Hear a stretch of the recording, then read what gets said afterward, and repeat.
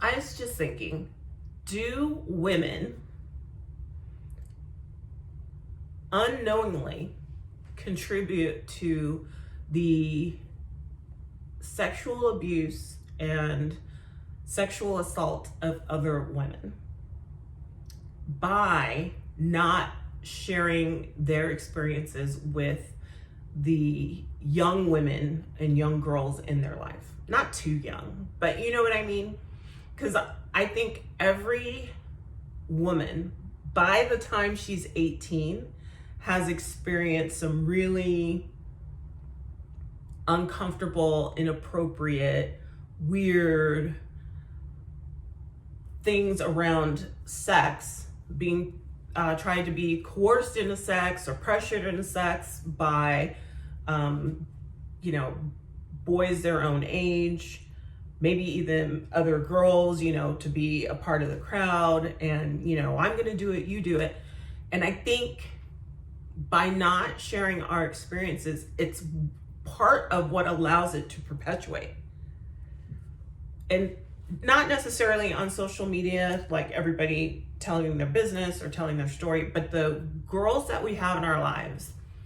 I have goddaughters, daughters, nieces. And of course, yes, boys need to know what's appropriate and what's not. Like the consent law in California is she has to be able to say yes, and that you don't take advantage of people if they're vulnerable, and you know, you don't pressure people and like all of that. But for the girls, is it that it's just such a part of our way of being that it doesn't even cross our minds to kind of warn them, tell them what to expect, and to give them some guide on how to handle it. Like, I wish I would have told, I wish I would have. I feel like they just get blindsided as they grow and develop as teenagers and young women. But it's this like secret that everybody shares. I remember one of my friends in high school had a boyfriend for probably a while, probably 2 years. And he was like, come on, you know, if you loved me, why won't you be with me? Why won't you do it with me? Do you want to be with someone else? And so finally she kind of gave in. And of course he told everyone. And she was so embarrassed and humiliated and ended up breaking up with him. And, you know, she's like, I can't believe I wasted my first time on him. And like all of these things that I don't think we talk about.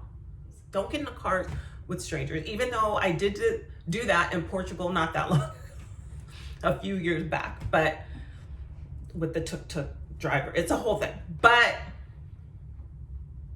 I'm trying to think of, I had an incident at my godfather's house. One of his older friends, guy had to be in his 50s or 60s. I was probably somewhere between 16 to 19, something like that.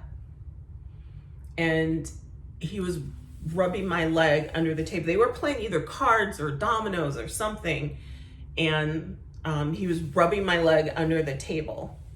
And I think I had shorts on or skirt. And so I just got up and left. And you know, when you're young, you don't want to make a scene. You don't want to make a fuss. You're just kind of like, you don't want any trouble to start. And I think a lot of girls don't tell their dads because they're like, my dad is going to go to jail because he's going to kill someone. But I went up into the house to get something. So he owned a duplex. He owned the top apartment and the bottom apartment. And he would rent out the bottom apartment. So he lived upstairs. So I went upstairs to go do something, like go get my purse. You know how you put the purses in the bedroom? And he came up and like cornered me in the room, and he was like smiling, and like, you know, oh, you're so pretty and da da da da. And I was kind of like, he was between me and the door. And I was like, okay, and didn't know what to do. And my mom came in. So I don't know if she saw me go up and then saw him go up. I don't know if she was just looking for me, like, where did she go?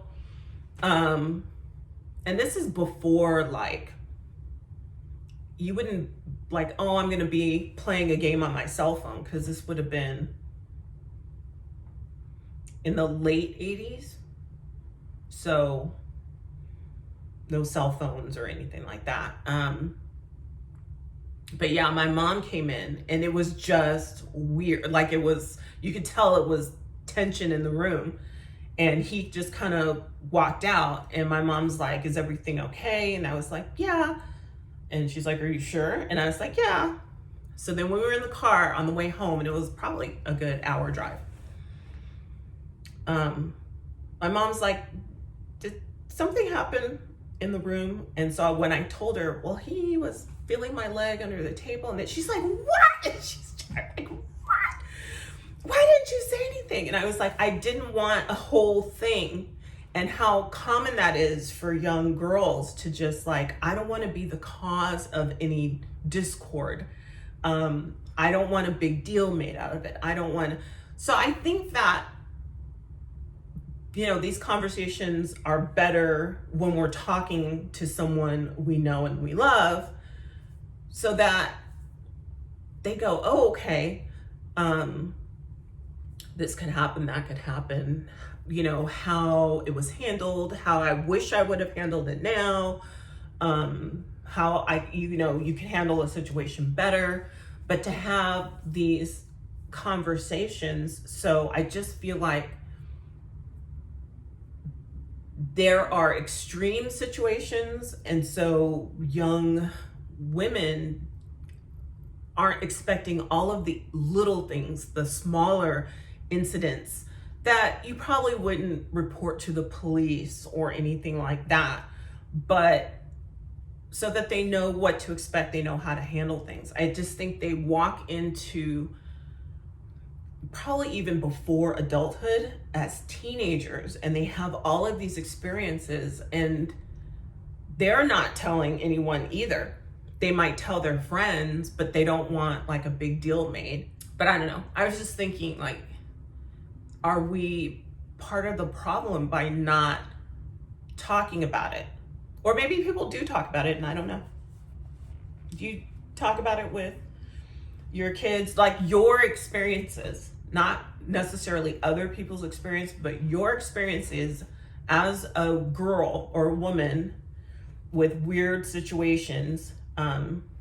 Did you tell your daughters or your nieces or whoever?